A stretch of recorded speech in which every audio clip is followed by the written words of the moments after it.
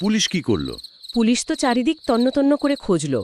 এমনকি ওই কুয়োটাতেও তল্লাশি চালানো হলো যদি সঞ্জয়ের ঘটনার মতো কিছু হয়ে থাকে।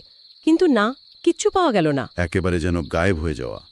ব্যাপারটা আরও রহস্যময় হয়ে উঠছে। কিন্তু ৩ দিন পর রহস্যের মোড় ঘুরল।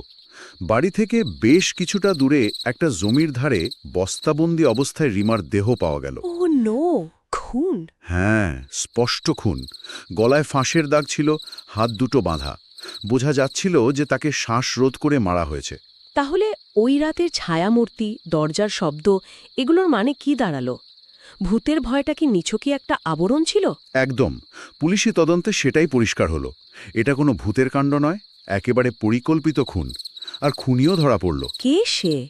পাশেরই এক মুদি দোকানের মালিক ভজন। জেরার মুখে সে সব স্বীকার করে। কি স্বীকার করল সে? কেন খুন করল? ভজন জানায় সে বেশ কিছুদিন ধরেই রাতের অন্ধকারে রিমার ওপর নজর রাখত। তার মনে